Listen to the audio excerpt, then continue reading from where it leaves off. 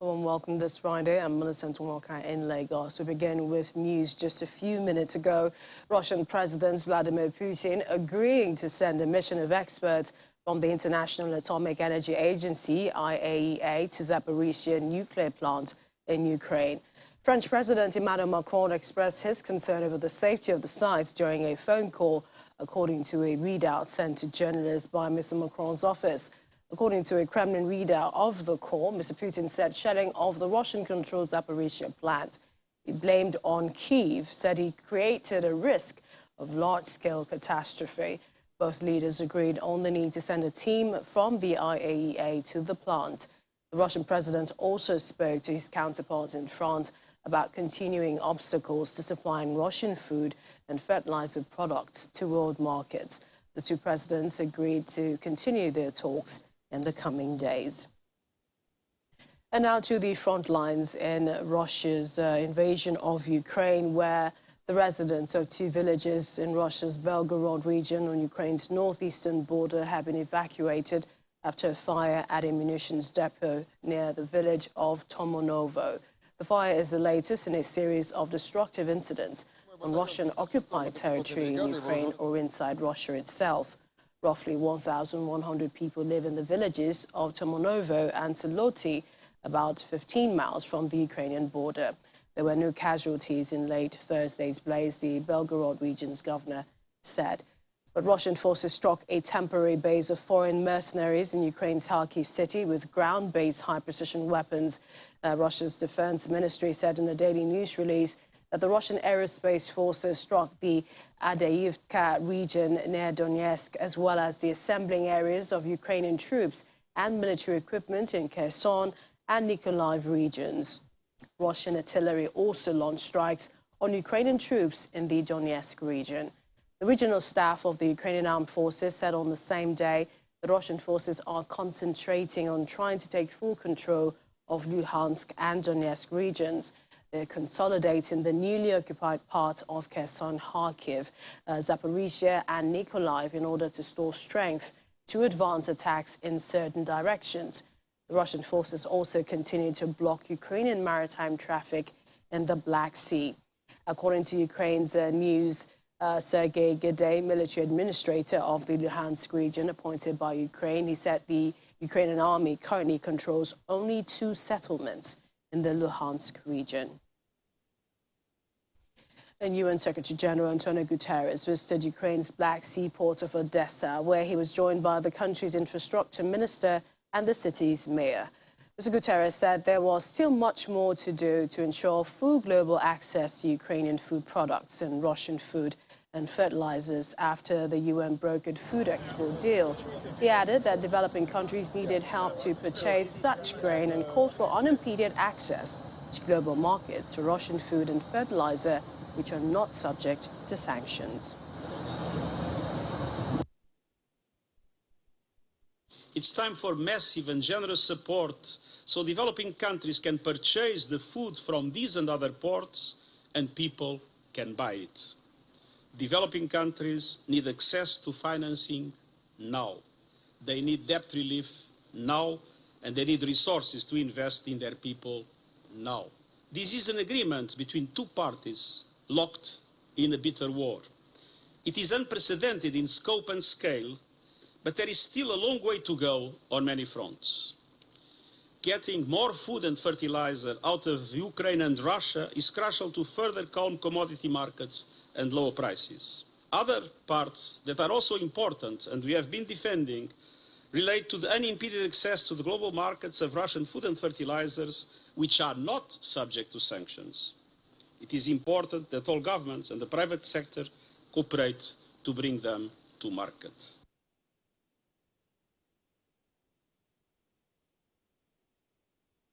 And earlier, before his visit to Odessa, visiting United Nations Secretary General made a statement at a joint press conference held with the Ukrainian president and Turkish President Erdogan in Ukraine's city of Lviv. The parties talked about the UN's role in ensuring security at Zaporizhzhia's nuclear power plant, stressing the need for demilitarization of the plant. Of course, July 22nd, Ukraine signed the deal with Turkey and the UN to resume food and fertilizer shipments. Last week, we know concerning the nuclear power plant, Ukraine and Russia exchanged accusations over the strike on the plant, which is one of the largest atomic power complexes in Europe.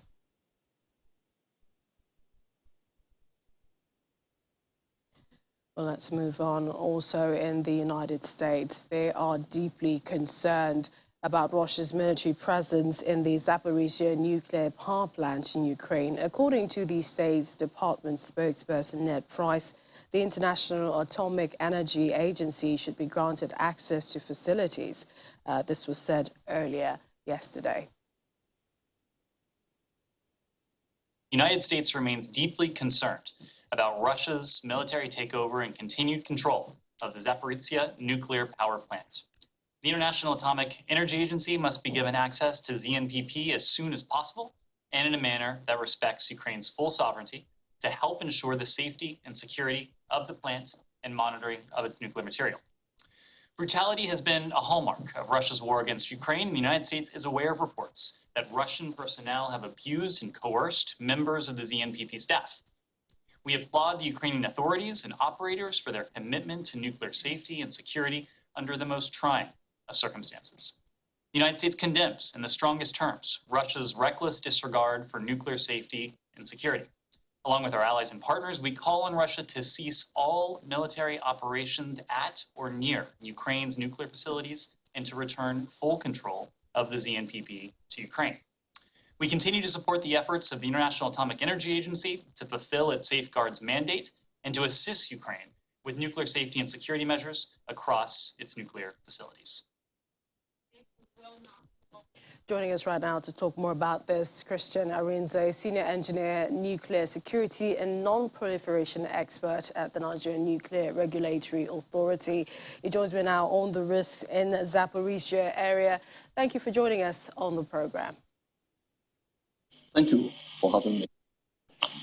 First, I'd like to get your thoughts. This is also news just coming in that Russia has indeed approved for the IAEA agency to indeed mission of experts to, go into Zaporizhzhia. What do you make of this news just breaking? Okay, thank you. Well, actually, it's a welcome development for Russia to grant. Hello? Go ahead, we can hear you. Okay, it's a welcome development. This is what we have been waiting for.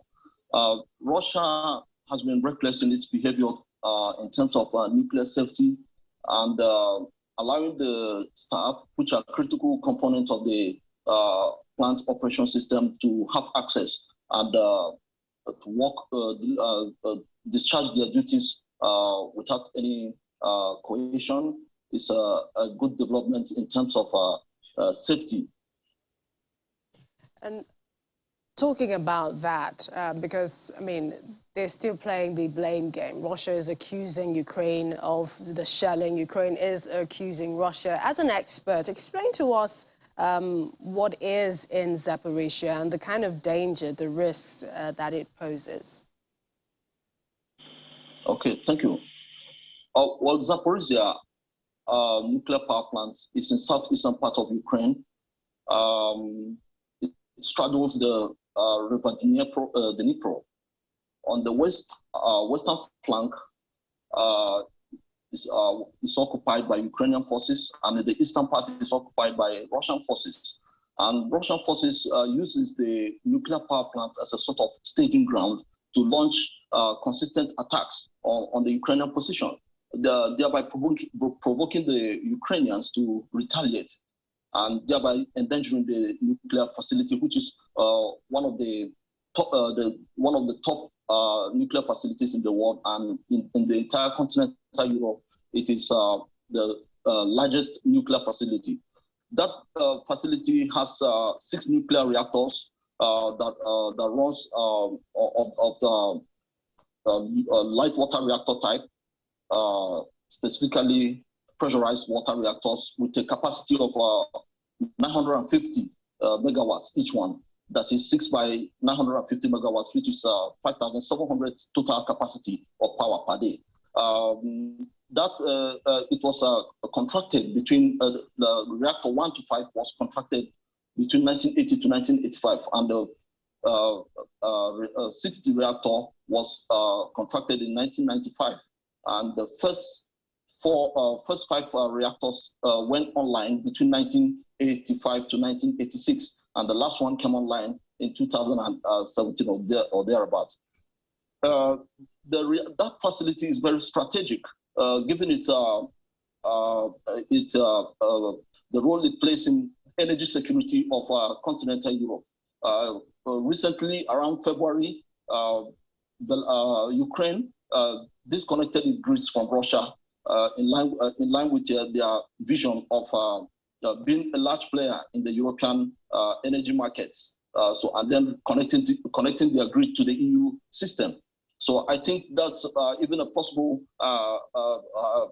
provoking action from Ukraine that led Russia to actually try to undermine their nuclear facilities. And Indeed. mind you, the Zaporizhia nuclear power plant isn't the only nuclear plant in Ukraine. They have other additional 5 nuclear power plants.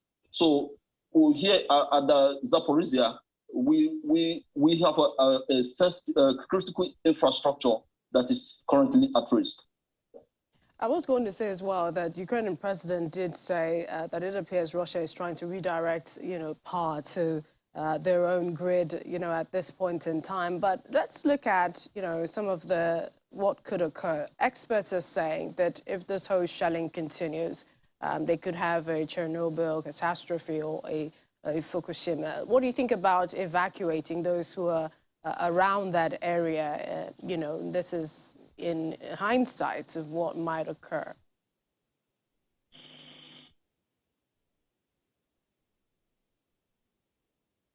Thank you. Ukraine has about at least 5,000 radiation shelters. These are places where people take cover whenever there is a risk of radiological contamination. In terms of displacement, it's a possibility to relocate, as we can see at Enahoda, where about 3,000 people have been relocated, and in some other areas.